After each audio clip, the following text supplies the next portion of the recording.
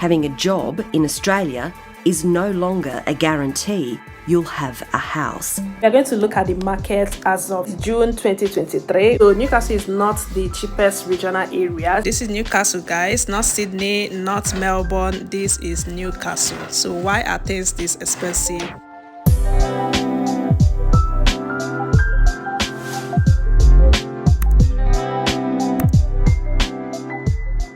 Hi guys, how are you guys? I hope you guys are well. Welcome back to the channel. If you're seeing my beautiful face for the very first time, I'm Vera.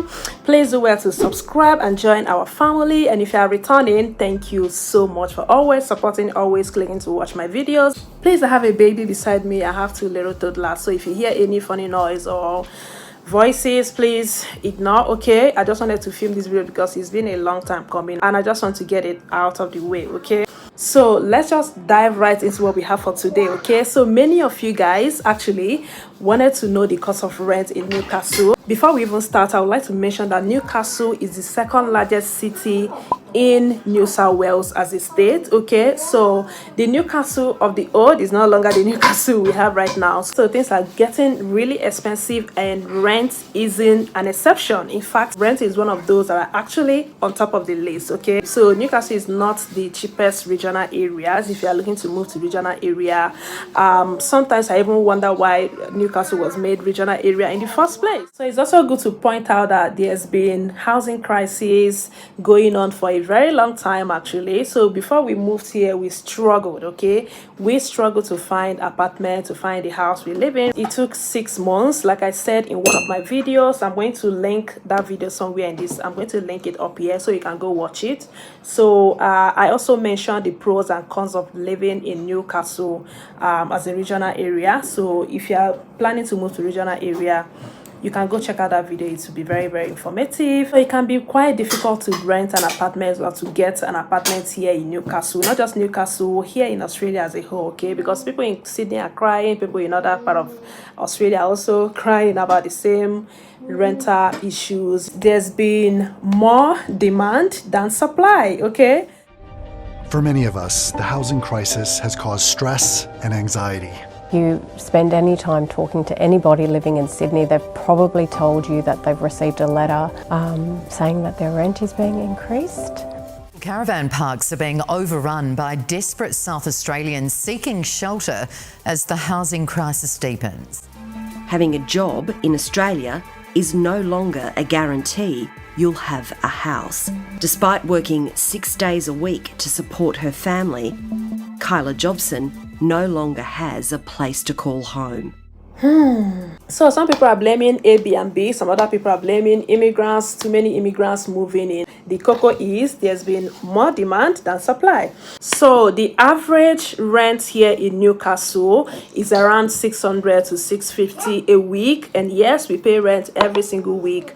Here in Australia, you can pay, most people pay monthly, but they are charged weekly, okay? So yeah, like I said, 600 to 650. So you can get a little lower than that, or you can get even more than that. There are people who pay 800, 1000 depending on the type of house. So you can either rent an apartment, unit, or you can rent a whole house, or you can even rent a townhouse. It depends on your budget or your pocket at the end of the day, and also the location. So some locations are more expensive than others. Some of those close to beaches like Merweather area, those are quite expensive. I know that most people are looking for affordable areas, so let me just take this opportunity to list some of the good suburbs here in Newcastle to live in. There are suburbs that I love as someone who has a family here, okay?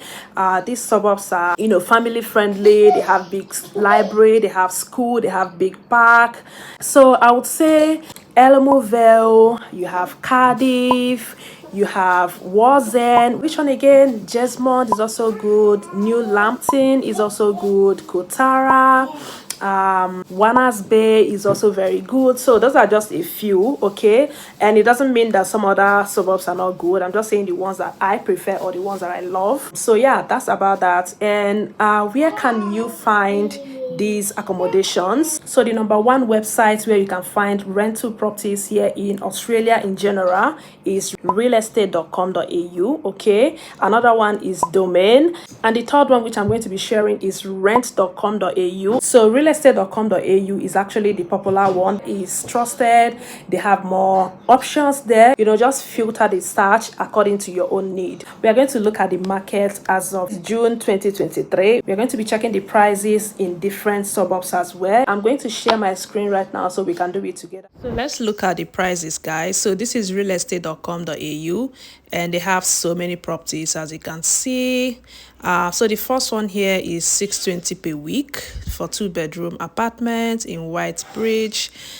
This second one is an apartment, 2-bedroom apartment for $880 per week. Really expensive. So this one is $680 per week in Redhead, 3 bedrooms. We have another one, $570 per week in Crudance Bay, 3 bedrooms. Okay, so let's check another. So this one is $400 per week. This is in Newcastle City for 1 bedroom. This is sure going to be an old house. So yeah, I said it's going to be an old house. So that space with yellow is where you live. As you can see, cockroaches will be dancing to welcome you in this kind of house. But yeah, this is $400 per week for only 1 bedroom, guys. Things has gotten out of hand. Only 1 single bedroom, and it's not even a new house. Anyway, so this one is $750 per week in Mayfield. A lot of Nigerians live in Mayfield. This one is reasonable. I mean, 3 bedrooms, $370 per week. Reasonable, but still outrageous, because this is just 3 bedrooms, so not 6, not 7, not 9. So next one is $620 per week for 2 bedrooms.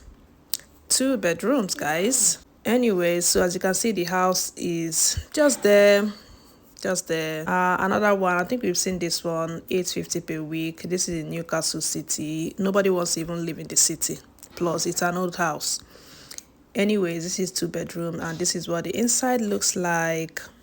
Okay, so yeah, it's close to the beach. I think that's why it's that priced. But yeah, let's look at another one. Another one is $670 per week in Mayfield as well, and that is for 2 bedroom house. Let's search in another suburb so that it won't be as if you are searching in only one suburb. This is Adamstown, $600 per week for 2 bedroom house.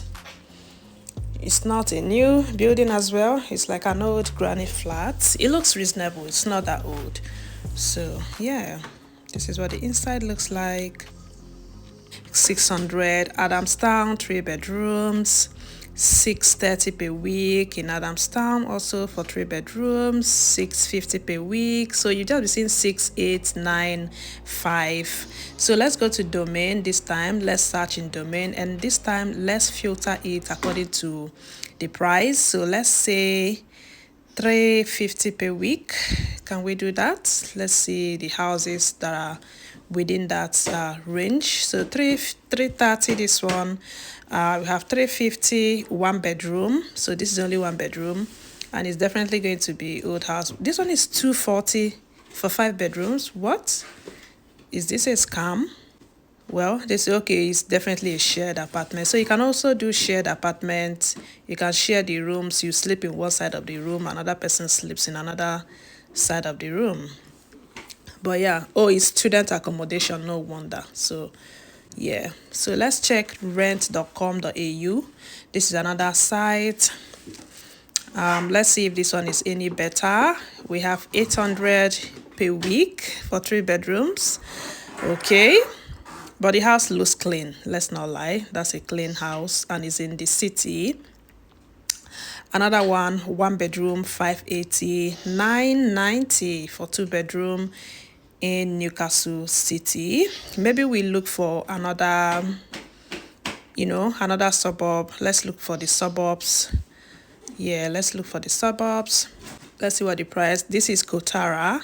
It's still the same price, like literally the same price. 620 3 bedrooms, 580 3 bedroom. This one is a typical old house.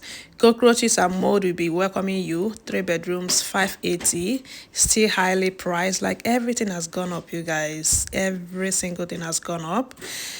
I'm just going to stop here. You can go look at the website yourself. You might be lucky to find, reasonable price. But yeah, that's just what the market is at the moment. This is June 2023.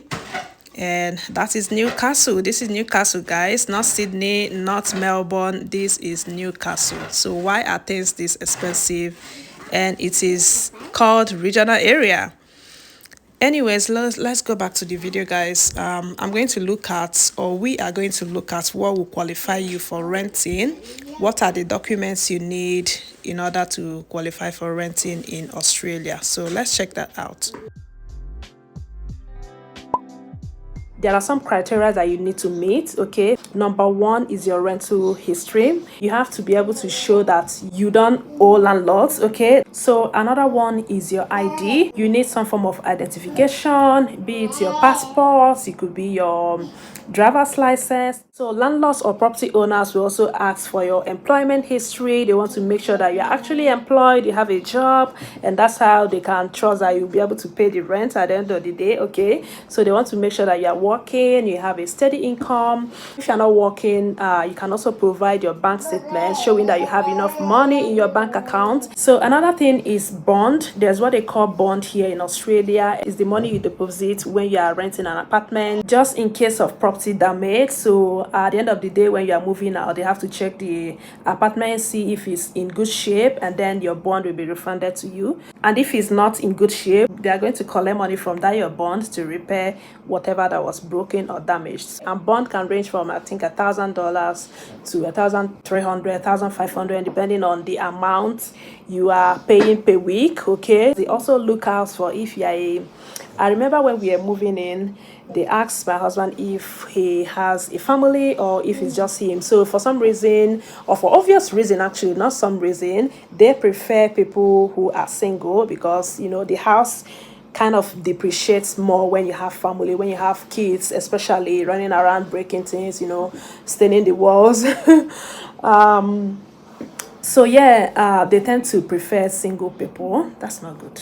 That's not good. But that doesn't mean you won't find, if you're a family, you won't be able to find accommodation. I'm just saying, like, their preference, okay? So, yeah. Another thing is also pets. If you have pets like dog or cats, most landlords, prefer tenants who don't have pets or people who don't even smoke, because also smoke can also kind of damage the house. So they prefer non-smokers, they prefer people with no pets, they prefer single people. But yeah, that's just what it is. So that's basically all there is to this video. I hope you guys have enjoyed watching. I hope you've learned one or two. I hope you've gained value from this video. If you did, please don't forget to give me a thumbs up. Don't forget to subscribe to my channel if you are new here, and don't forget to leave some comments, questions, whatever you have in the comment section. And yeah, that's basically it. I'm going to see you all in my next video. Okay, bye.